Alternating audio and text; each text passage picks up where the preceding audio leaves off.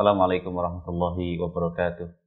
Innalhamdulillah nahmaduhu wa nasta'inuhu wa nastaghfiruhu wa na'udzu billahi min syururi anfusina wa min sayyiati a'malina may yahdihillahu fala mudilla lahu wa man yudlil fala hadiyalah. Wa asyhadu an la ilaha illallah wahdahu la syarika lah wa asyhadu anna nabiyyana Muhammadan abduhu wa rasuluhu la nabiyya ba'dah. Allahumma shalli wa sallim wa barik ala nabiyyina Muhammadin wa ala alihi wa sahbihi wa man tabi'ahum bi ihsanin ila yaumiddin. Qala Allah tabaraka wa ta'ala ya ayyuhalladzina amanu taqullaha haqqa tuqatih wa la tamutunna illa wa antum muslimun. Alhamdulillah, tidak ada kata yang pantas kita ucapkan di pagi hari ini selain puja serta puji syukur kita panjatkan kepada Allah Subhanahu wa taala. Setelah tadi kita melaksanakan salat subuh secara berjamaah, dan di pagi hari ini kita dipertemukan kembali dalam program kajian rutin di setiap Sabtu pagi yang diasuh oleh guru kita Ustaz Abu Abdillah Syarul Fatwa LC hafizahullahu taala. Dan tak lupa salawat dan salam kita sampaikan kepada Nabi kita yang mulia sallallahu alaihi wasallam beserta para keluarga, para sahabat serta para pengikutnya yang senantiasa istiqomah berpegang teguh di atas sunnah Nabi yang mulia sallallahu alaihi wasallam. Para pemirsa Ahsan TV dan kaum muslimin dimanapun Anda berada, insyaallah ta'ala di kesempatan pagi hari ini Ustaz akan melanjutkan pembahasan berikutnya merujuk dari kitab yang disusun oleh Syekh Fauzan hafizahullah ta'ala. Di pekan yang lalu Ustaz telah menyampaikan beberapa materi tentang terkait hukum-hukum menyambung rambut dan sebagainya. Insyaallah ta'ala di kesempatan pagi hari ini beliau akan melanjutkan pembahasan berikutnya. Dan seperti biasa kami juga mengajak Anda untuk bisa bergabung dalam segmen soal jawab bagi pemirsa yang ingin bertanya secara langsung terkait dengan pembahasan kita di kesempatan pagi hari ini. Kami persilakan, kami telah menyediakan dua layanan telepon. Yang pertama di nomor 021-891-06135. Dan Anda juga bisa menghubungi layanan telepon yang lain di nomor 0811-900-7912. Adapun bagi pemirsa yang ingin bertanya melalui layanan pesan singkat, kami persilakan mengirimkan pertanyaan di nomor 0811-900-7913. Sekali lagi, bagi yang bertanya, kami persilakan ke nomor yang belakangnya 7913. Karena banyak di antara pemirsa yang salah dalam menghubungi nomor telepon ya. Banyak yang bertanya melalui layanan telepon di nomor yang 7913. Baik, alhamdulillah Ustaz telah berada di studio Ahsan TV. Sebelum beliau memulai pembahasan, kita sapa terlebih dahulu. Assalamualaikum warahmatullahi wabarakatuh Ustaz. Waalaikumsalam warahmatullahi wabarakatuh. Gimana Ustaz kabar pagi hari ini? Alhamdulillah. Baik, kami persilakan kepada Ustaz untuk memulai. Falyatafaddal masykuran. Bismillahirrahmanirrahim. Assalamualaikum warahmatullahi wabarakatuh. Innal hamdalillah nahmaduhu wa nasta'inuhu wa nastaghfiruh wa na'udzu billahi min syururi anfusina wa min sayyiati a'malina. May yahdihillahu fala mudilla lah wa may yudlil fala hadiya lah. Asyhadu an la ilaha illallah wahdahu la syarika lah wa asyhadu anna Muhammadan abduhu wa rasuluhu la nabiyya ba'dah. Qala Allah tabaraka wa ta'ala ya ayyuhalladzina amanu taqullaha haqqa tuqatih wa la tamutunna illa wa antum muslimun. Wa qala aidha ya ayyuhan nasu taqu rabbakumul ladzi khalaqakum min nafsin wahidah wa khalaqa minha zawjaha wa batha minhuma rijalan katsiran wa nisaa'a wattaqullaha alladzi tasaaluna bihi wal arham innallaha kana 'alaikum raqiba. Fa inna asdaqal hadis kitabullah wa khairal hadi Muhammadin sallallahu alaihi wasallam wa syarrul umuri muhdatsatuha fa inna kulla muhdatsatin bid'ah wa kulla bid'atin dhalalah wa kulla dhalalatin finnar. Ukhti muslimah, saudari-saudariku yang dimuliakan Allah Subhanahu wa taala, senantiasa kita bersyukur kepada Allah Subhanahu wa taala. Pagi hari ini kita diberikan kesehatan, keamanan, kenyamanan yang ini merupakan nikmat yang tidak terhingga nilainya. Kemarin kita rasakan getaran terjadi gempa yang getarannya sampai di tempat kita, maka nikmat Allah ketika kita diberikan keselamatan, nikmat dari Allah ketika kita diberikan rasa aman. Sehingga hal ini harus kita jaga. Bagaimana menjaga rasa aman, bagaimana menjaga diri dan keluarga kita terlindung dari musibah, tidak ada lain kecuali dengan meningkatkan pendekatan diri kita kepada Allah. Meningkatkan ketaatan, meningkatkan amal soleh, inilah yang bisa menolak murka Allah Subhanahu wa ta'ala. Akan tetapi apabila kita tidak melakukannya, alias kufur, ingkar nikmat, bahkan mengotori dengan perbuatan-perbuatan yang mengundang dosa, perbuatan dosa-dosa yang mengundang musibah, tidak mustahil Allah SWT menurunkan teguran bagi kita. Teguran yang bisa mengingatkan kita kembali kepada Allah. Allah berfirman, "Zaharal fasadu fil barri wal bahri bima kasabat aydin nas. Linudhiqahum ba'dalladzi 'amilu la'allahum yarji'un." Telah nampak kerusakan di daratan dan di lautan karena sebab ulah tangan manusia, agar mereka merasakan apa yang kami timpakan untuk mereka, karena sebab apa yang mereka kerjakan, dan mereka merasakan balasannya apa yang mereka lakukan di dunia ini. La'allahum yarji'un, tapi Allah memberikan musibah itu la'allahum yarji'un, agar mereka kembali kepada Allah Subhanahu wa ta'ala. Maka cara menolak bala, cara menolak musibah, kembali kepada Allah dengan menjalankan kewajiban dan meninggalkan larangannya. Seperti muslimah yang dimuliakan Allah SWT, terakhir kita membahas tentang menyambung rambut, ya, kemudian mencukur alis dan mengkikir gigi, yang ini hukumnya tidak boleh dilakukan oleh wanita muslimah. Selanjutnya Syekh Shalih Fauzan beliau mengatakan, wa yahrumu 'alal mar'ati 'amalul washmi fi jismiha li'anna an-nabiyya sallallahu alaihi wasallam la'anal wasimata wal mustawshimah. Dan haram bagi seorang wanita mengerjakan tato di jismiha, di badannya, karena Nabi SAW melaknat wanita yang mentato dan wanita yang minta ditato.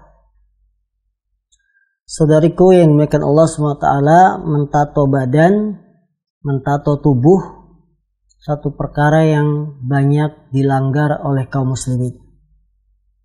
Tidak hanya dominasi laki-laki, kaum wanita pun banyak yang mentato badannya. Apakah itu badan atau di lengan, yang jelas ada bagian-bagian tubuh yang ditato. Hal ini banyak dilakukan oleh wanita-wanita yang fasik, wanita-wanita yang tidak dekat dengan agama. Mereka mentato badannya baik di lengan, di punggung, di leher, dan seterusnya, ya, dan seterusnya, karena ikut-ikutan latah dengan orang barat, ikut-ikutan dengan wanita-wanita kafir, padahal dia muslimah. Tentu perbuatan ini perbuatan yang dilarang dalam agama kita, karena Nabi melaknat wanita yang mentato dan yang minta ditato. Sekarang ini model tato apabila dilakukan, ya, dengan alat yang membuat tato itu tidak bisa hilang dari kulit, bahkan harus ada cara khusus untuk menghilangkan tato. Ini termasuk tato yang dilarang. Kalau biasa yang dilakukan di pernikahan, yaitu pengantin perempuan memakai hiasan di lengannya seolah-olah ditato, itu bukan tato. Itu seperti cetakan, karena kalau kena air digosok dia langsung hilang. Itu bukan tato. Tato itu adalah sesuatu yang memang dipahat di tangan, dipahat di punggung, ya, sehingga dia akan awet, lama tatonya. Ini tentu perkara yang mungkar karena Rasul melaknat wanita yang mentato dan yang minta ditato. Maka ukhti muslimah yang sekarang sudah taubat, sudah hijrah, apabila masih ada bekas-bekas tato, dahulu kita mentato, sekarang masih ada bekasnya, hilangkan jika mampu. Ya, cari informasi. Lembaga-lembaga, yayasan-yayasan yang sekarang ini beredaran, menerima jasa menghilangkan tato tanpa sakit, menghilangkan tato tanpa efek, itu sudah mulai ada. Datangi lembaga-lembaga itu, ya, karena orang yang hijrah termasuk bentuk hijrahnya adalah menghilangkan bekas-bekas dosa maksiat yang dilakukan di masa lalu. Apabila sudah berusaha mencari, ternyata ketika akan menghilangkan tato itu ada efeknya. Efeknya apa? Matinya sebagian saraf halus, saraf kasar, ya, karena dalam tubuh kita itu ada saraf-sarafnya.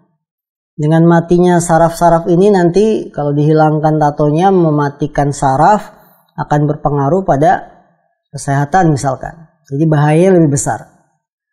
Ya, kalau dengan menghilangkan tato menimbulkan bahaya yang lebih besar, maka biarkan saja tatonya, kita taubat pada Allah SWT dan selalu memohon agar sholat kita diterima, wudhu kita diterima, ya, sebagaimana ketahui syarat sahnya wudhu itu kan sampainya air ke kulit.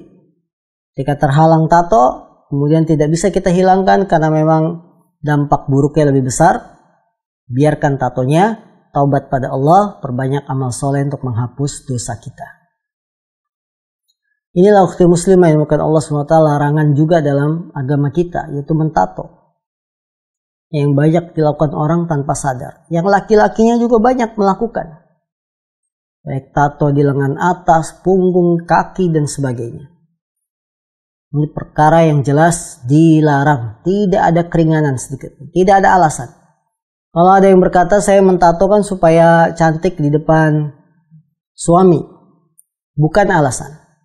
Ingin cantik depan suami bukan berarti kita melanggar larangan. Atau sebagian orang mentato, ya istri misalkan mentato supaya menunjukkan kesetiaan. Ya. Contohnya misalkan istri mentato di lengannya nama suaminya. Ya, gambar love-love nama istri, nama suami. Ini bukan kesetiaan, ini keharaman yang harus dihilangkan. Kesetiaan itu tidak harus diwujudkan dengan tanda-tanda. Baik dengan ditato, baik dengan di cara yang lain. Tapi kesetiaan itu adalah dengan perbuatan. Selanjutnya penulis rahimahullah beliau mengatakan hukmul khidabi lin nisa'i wasibgus sya'ri. Hukum mewarnai rambut bagi wanita dan menyemirnya. Apa hukumnya? Rambut kita diwarnai, disemir dengan bahan-bahan baik yang alami maupun yang buatan. Al-Khidab wa anha radhiyallahu anha qala Al-Khidab qala al-Imam an-Nawawi fil Majmu' wa amma khidabud yadain wa rijlain bil hinna fa mustahabbun lil mutazawwijati minan nisa'i lil ahadits al-masyhura fi. Imam Nawawi berkata dalam kitabnya Al-Majmu', adapun khidab yaitu mewarnai kedua tangan dan kedua kaki. Kalau bahasa kita sekarang pakai apa? Pakai pacar ya. Dengan menggunakan hinna, daun pacar, maka hal itu dianjurkan bagi wanita yang sudah menikah. Lil mutazawwijah minan nisa. Dianjurkan bagi wanita yang sudah menikah berdasarkan hadis-hadis yang sangat terkenal. Yushiru ila marwahu Abu Dawud anna imra'atan sa'alat Aisyah radhiyallahu anha an khidabil hinna faqalat la ba'sa bih walakinni akrahu fa inna hibbi Rasulullah SAW kana yakrahu rihahu. Rawahu Nasa'i. Hadis-hadis yang dimaksud diantaranya adalah yang diriwayatkan oleh Imam Abu Daud. Ada seorang wanita yang bertanya pada Aisyah tentang memakai daun pacar. Maka Aisyah menjawab, la ba'sa bihi. Apa arti la ba'sa bihi? Boleh, tidak mengapa, tidak dilarang. Akan tetapi aku tidak suka. Aku tidak suka pakai daun pacar di kuku, tangan atau kaki. Karena hibbi, orang yang aku cintai, yaitu Rasulullah, tidak suka dengan baunya. Ya, daun pacar kalau asli itu kan baunya juga menyengat. Hadis ini menunjukkan secara tegas ucapan Aisyah mewarnai kuku, tangan, kaki suatu hal yang dibolehkan. Mewarnai kuku, tangan dan kaki dengan bahan-bahan khusus. Ada dua keadaan. Yang pertama, bahan terbuat dari bahan alami. Kayak daun pacar, ya. Yang sekarang banyak dijual, bentuknya bukan lagi numbuk daun pacar ditumbuk, tempelin di kuku. Sekarang sudah bentuknya seperti bubuk, bahkan lebih praktis lagi sudah dikemas. Ya, seperti tip X gitu ya, tinggal dipencet-pencet keluar ya cairan daun pacarnya, ditunggu sebentar bisa menghasilkan berubahnya warna kuku. Nah, ini bahan alami. Kalau dari bahan alami maka dibolehkan karena air tidak menghalangi daun pacar itu tidak menghalangi sampainya air ke kulit, ke kuku. Karena bahannya alami. Ya, daun pacar itu ketika kita pakai di kuku tidak menghalangi sampainya air ke kuku. Karena memang dia alami dan tidak tebal. Beda dengan ya jenis kedua. Jenis kedua adalah bahan buatan, bahkan kimia. Kalau dia dari kimia, ini seperti cat hukumnya. Cat itu kan kalau kita pakai ya di kuku tebal sekali dia. Kena air juga airnya langsung tumpah saja. Ya. Tidak tembus ke kukunya. Nah, kalau bahannya kimia buatan seperti ini, maka jangan dipakai pewarna-pewarna seperti itu. Nah, sekarang banyak disebut dengan kuteks. Ya, kuteks dari bahan-bahan yang memang tidak tembus air, ini tidak boleh dipakai. Jadi mewarnai kuku, tangan dan kaki itu boleh. Kata Aisyah apa? La ba'sa. Boleh, silakan. Kan tapi tentu bahannya yang kita pakai tidak memakai bahan-bahan kimia yang bisa menghalangi sampainya air ke kulit atau kuku. Wa anha radhiyallahu anha qala au ma'at imra'atun min wara'i sitrin biyadiha kitabun ila Rasulillah SAW. Faqabada an-nabiyyu sallallahu alaihi wasallam yadahu wa qala ma adri ayadu rajulin am yadu imra'atin. Qalat bal yadu imra'atin. Qala law kanat imra'atan la ghayyarti adfaraki, yakni bil hinna. Dari Aisyah juga, semoga Allah meridhoinya, dia berkata, ada seorang wanita yang memberikan surat kertas kepada Nabi SAW dari balik hijab. Kemudian Nabi menerima surat tersebut dan nampak tangan wanita itu. Maka Nabi berkata, aku tidak tahu tadi itu tangannya laki-laki ataukah tangannya wanita. Kan dia ngasih kertas ya, kelihatan tangannya. Aku tidak tahu dia tadi itu tangan laki-laki ataukah tangan wanita. Aisyah menjawab, itu tangan wanita. Maka Nabi mendengar penjelasan dari Aisyah bahwa tadi yang memberikan catatan kertas pertanyaan adalah wanita. Maka Nabi bersabda, andaikan dia seorang wanita, niscaya hendaklah dia rubah kukunya. Artinya apa? Yaitu yakni bil hinna, yaitu dipakaikan daun pacar. Ini hadis yang sangat jelas bahwa mewarnai kuku dengan daun pacar suatu yang dianjurkan. Bahkan Nabi ketika ada wanita memberikan surat, Nabi tidak tahu itu tangan laki-laki apa tangan perempuan. Kata Aisyah itu tangan perempuan. Kalau dia tangannya perempuan harusnya pakai daun pacar, pakai henna. Nah, ini menunjukkan pada kita bahwa wanita yang sudah menikah tidak mengapa memakai perhiasan semacam ini. Lakin la tusbagh adfaruha bima yatajammad 'alaiha wa yamna' at-taharah. Akan tetapi tidaklah kuku wanita itu dicelupkan dengan bahan-bahan yang bisa membuat keras. Yatajammadu 'alaiha. Tajammad kan membuat keras. Wa yamna'ut taharata, dan mencegah bersuci. Jadi bisa menghalangi bersuci.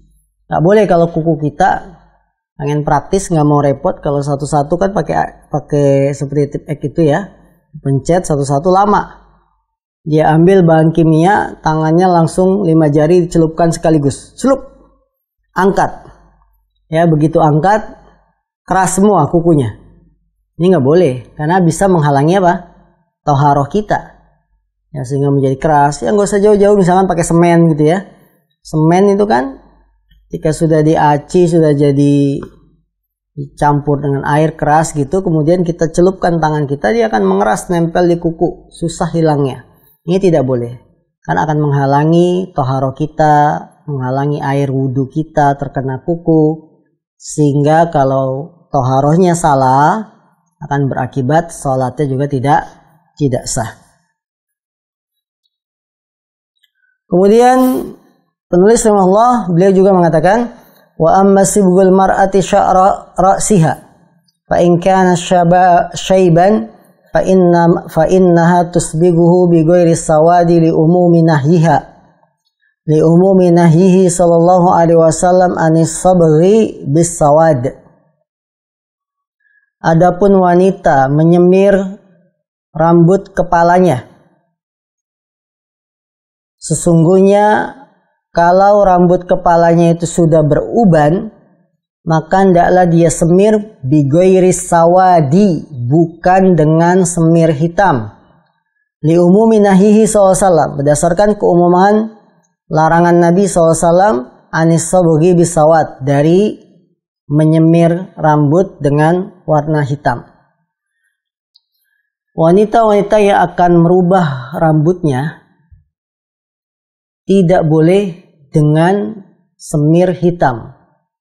Kenapa tidak boleh? Karena hitam itu akan menipu. Si wanita ketika sudah berusia 40 tahun ya, akan nampak ubannya yang banyak.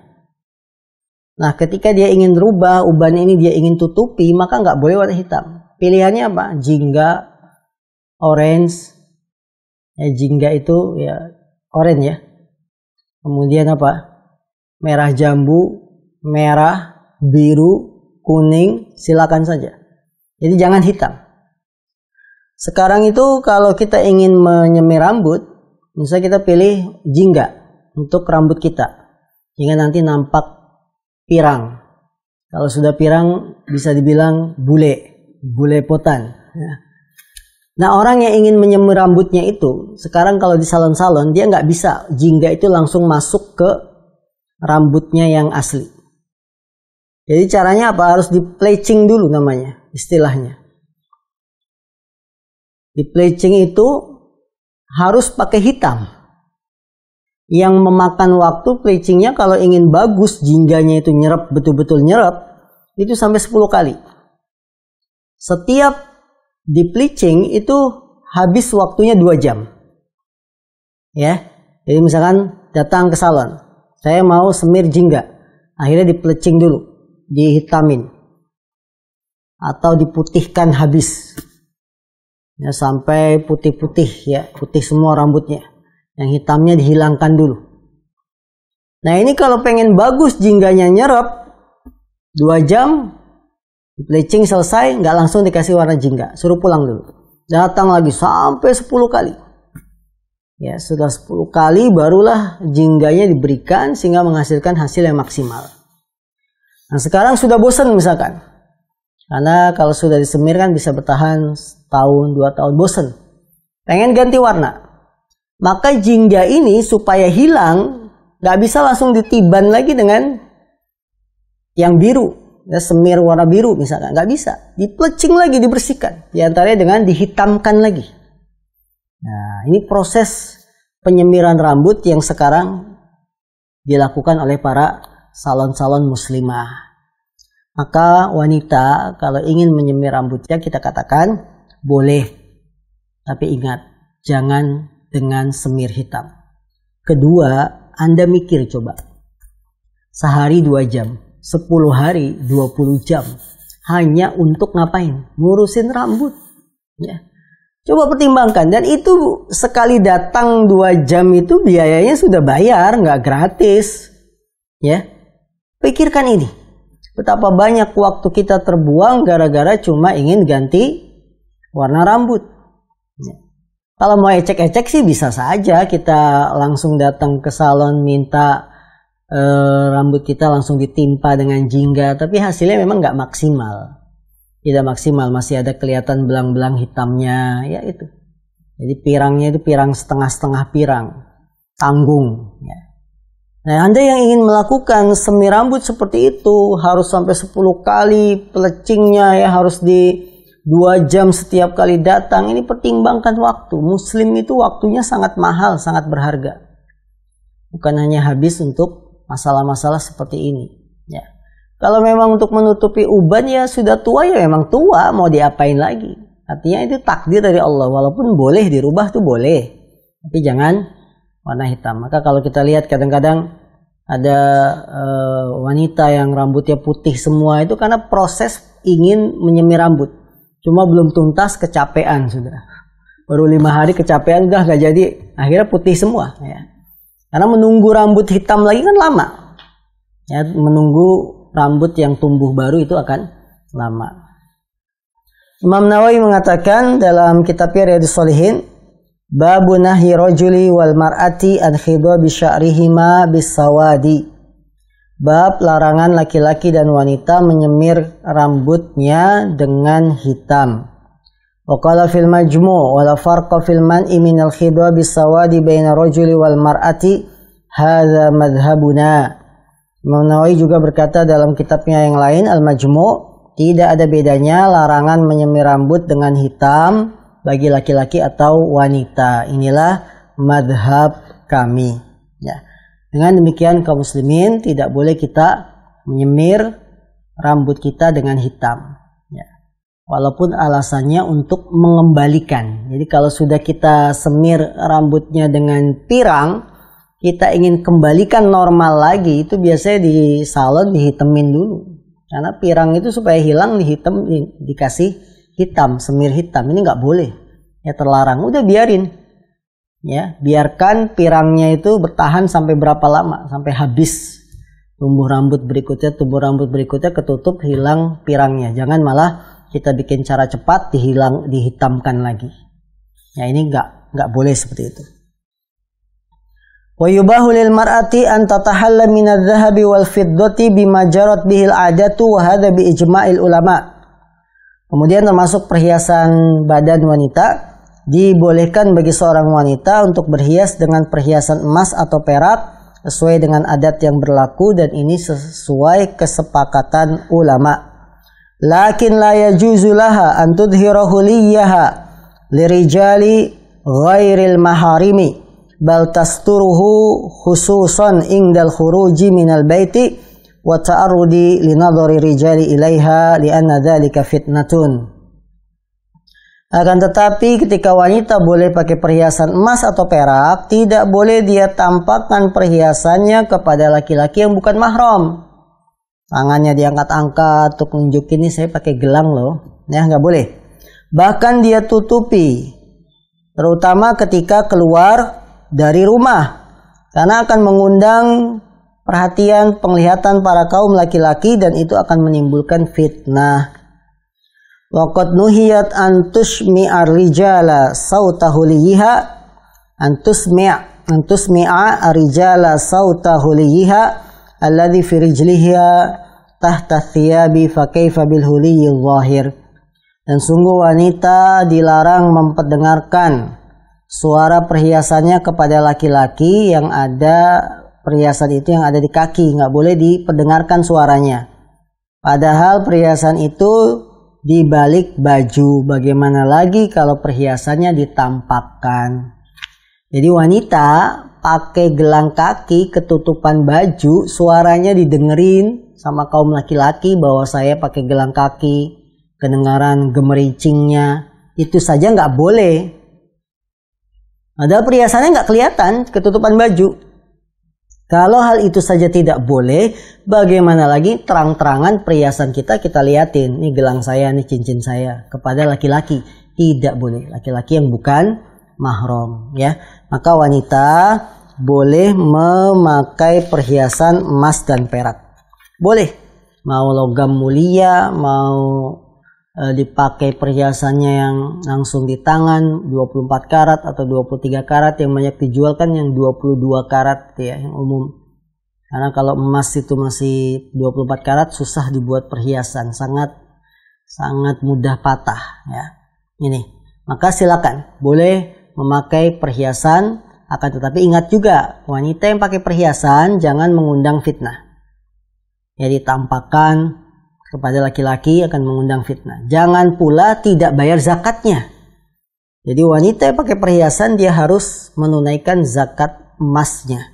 Tidak hanya memakai kemudian lupa bayar zakatnya. Wallahu alam, inilah sebagian permasalahan seputar perhiasan wanita yang ada di tubuhnya dari mulai ujung rambut sampai ujung kaki, sehingga pertemuan bulan depan kita bahas tentang hukum seputar nifas dan istihadah. Nah, Ustaz, barakallahu fiik wa jazakumullahu khairan atas pembahasan 2 poin tadi terkait dengan hukum menggunakan tato dan hukum menyembir rambut. Mudah-mudahan kita bisa mengambil poin-poin yang tadi telah disampaikan oleh Ustaz.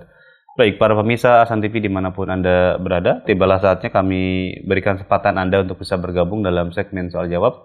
Bagi Anda yang ingin bertanya, kami persilakan untuk menghubungi 2 layanan telepon di bawah ini. Adapun bagi yang ingin bertanya melalui layanan pesan singkat, kami persilakan mengirimkan pertanyaan di nomor di bawah ini juga. Insyaallah ta'ala kami akan berikan kesempatan setelah kita jeda berikut ini.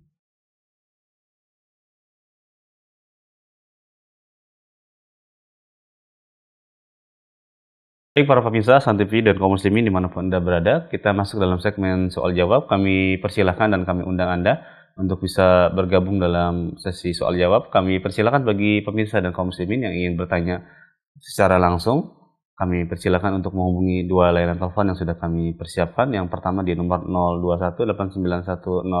021891061135. Atau Anda juga bisa bertanya di nomor layanan yang lain di nomor 0811900912. Bagi pemirsa yang ingin bertanya melalui layanan pesan singkat, kami persilahkan mengirimkan pertanyaan di nomor 0811900913. Baik, sambil kita menunggu telepon dari pemirsa, kita akan bacakan beberapa pertanyaan yang sudah masuk. Yang pertama, Ustaz, dari hamba Allah. Assalamualaikum warahmatullahi wabarakatuh. Ustaz, bagaimana hukumnya jika dahulu sebelum hijrah saya adalah orang yang pernah melakukan pembuatan tato? Apa yang harus saya lakukan, Ustaz? Apakah saya mendapatkan dosa jariyah karena perbuatan saya dahulu, dan apakah saya juga harus meminta maaf atas perbuatan kesalahan saya dahulu? Mohon nasihat Ustaz, jazakumullah khairan. Baik, saudariku yang dimuliakan Allah Subhanahu wa taala, yang pertama bersyukurlah Anda sekarang sudah hijrah, sudah mendapatkan hidayah dari Allah Subhanahu wa taala. Tapi masih ada bekas perbuatan dosa yang dulu kita lakukan, yaitu tato. Apa yang harus saya lakukan? Kalau memang kita sudah hijrah, ya maka tato tersebut harus dihilangkan. Harus dihilangkan jika mampu. Kalau tidak mampu karena melihat efeknya yang banyak bahayanya, kalau kita hilangkan malah menimbulkan madorot yang lebih besar, bahaya lebih besar, misalkan matinya syaraf dan lain-lain, maka biarkan tato tersebut kalau memang kita tidak mampu menghilangkan. Ya, biarkan dan cukup bertaubat kepada Allah Subhanahu wa taala. Orang yang sudah taubat minta ampun sama Allah, jadi minta ampunnya sama Allah, bukan minta maaf sama manusia saja. Tapi kita harus minta maaf, minta ampun kepada Allah Subhanahu wa taala. Orang yang sudah taubat minta ampun kepada Allah, maka Allah akan ampuni. Allah ampuni dosa-dosanya, Allah maafkan kesalahannya, sehingga dia seolah-olah tidak memiliki dosa tersebut. Dosa kita pakai tato, kemudian kita taubat. Maka setelah taubat seolah-olah kita tidak punya dosa karena sebab tato.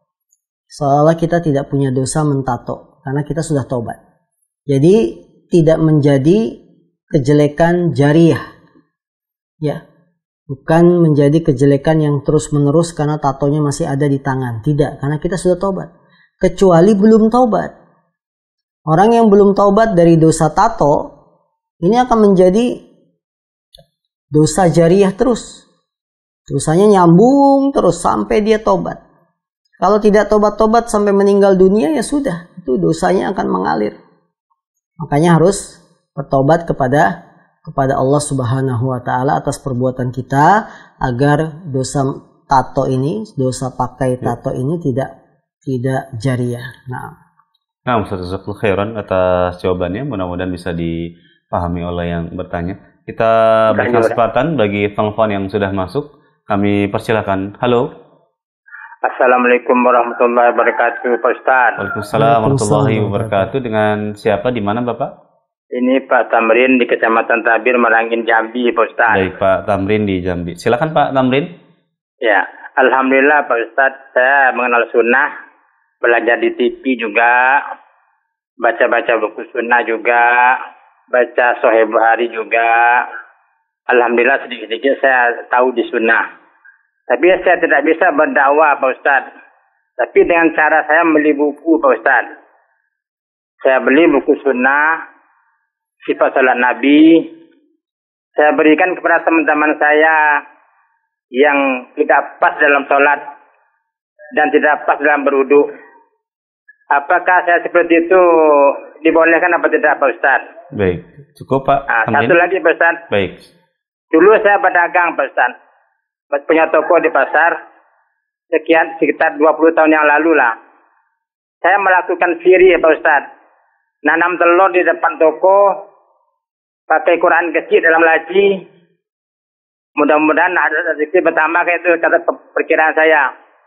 Apakah itu dosa saya diampunkan Allah Pak Ustaz? Saya sudah tobat Pak Ustaz. Baik. Saya tidak tahu. Baik. Terima kasih Pak Ustaz. Assalamualaikum warahmatullahi wabarakatuh. Waalaikumsalam warahmatullahi wabarakatuh. Terima kasih Pak Tamrin dari Jambi. Beliau bertanya dua hal, Ustaz. Yang pertama tadi, apakah ada keutamaannya menghadiahkan buku dalam bentuk dakwah lah kepada teman-temannya. Yang kedua adalah terkait dengan dahulu beliau pernah berjualan dan ingin laris dagangannya menyimpan sesuatu. Silakan Ustaz. Yang pertama, dakwah itu sangat luas. Sarana untuk menyampaikan hidayah kepada manusia itu terbuka lebar, sangat luas. Tentunya dengan sarana-sarana yang tidak melanggar aturan syariat.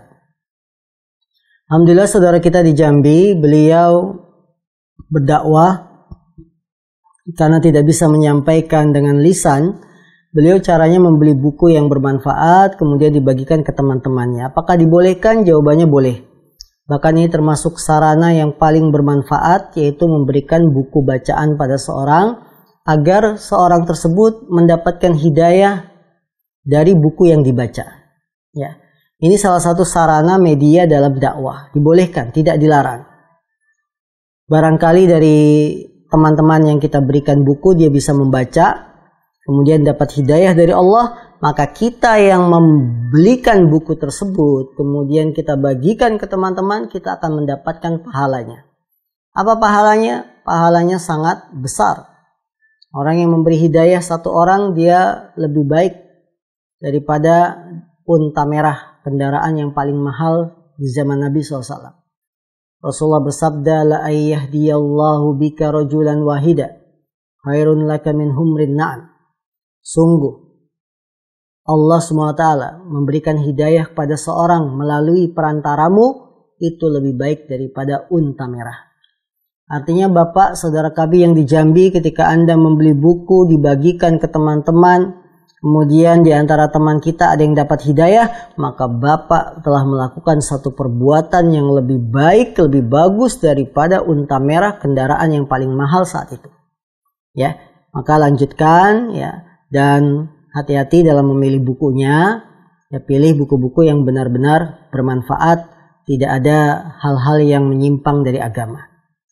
Pertanyaan kedua, dahulu saya punya toko, di depan toko saya tanam telur, kemudian di kotak uangnya, lacinya saya taruh Quran kecil. Tujuannya apa?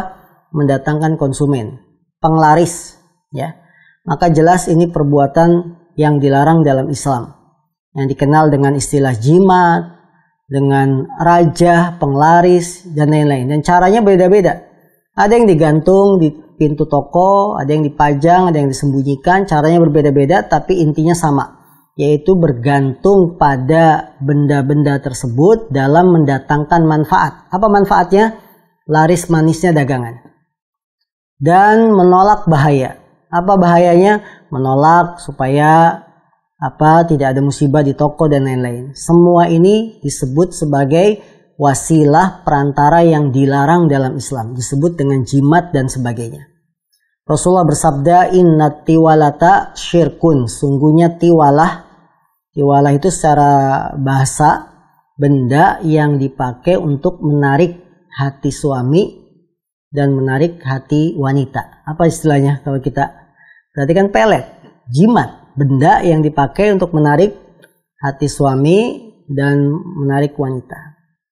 Rasul mengatakan apa? Tiwala itu syirik. Maka segala benda apapun dengan perbedaan waktu dan zaman berubah-ubah, ada yang pakai telur, ada yang pakai padi, ya, benda untuk menarik manfaat, menolak bahaya, itu disebut tiwalah. Dan kata Nabi itu syirik.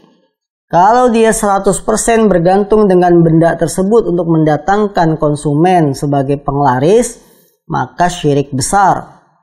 Ya, karena dia bergantung 100%, tidak ada tawakalnya kepada Allah, tawakalnya pada benda.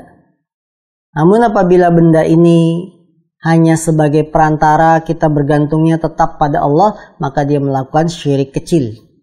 Syirik kecil, dia yakin yang memberi rezeki Allah, tapi dengan perantara jimat ini saya bisa mendapatkan keuntungan banyak. Ini namanya syirik kecil. Allah a'lam.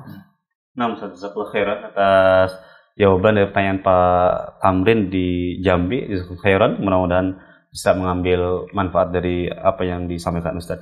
Baik, kita berikan kesempatan berikutnya penanya dari pesan singkat. Beliau bertanya, Assalamualaikum warahmatullahi wabarakatuh. Ustaz, mohon nasihat, ketika uban sudah mulai tumbuh, mana yang lebih utama Ustaz? Apakah dibiarkan saja ataukah disemir Ustaz? Mohon nasihat dari Ustaz. Jazakumullah khairan. Baik, saudaraku yang dimuliakan Allah SWT, ketika uban kita sudah tumbuh, mana yang lebih utama? Dibiarkan atau disemir?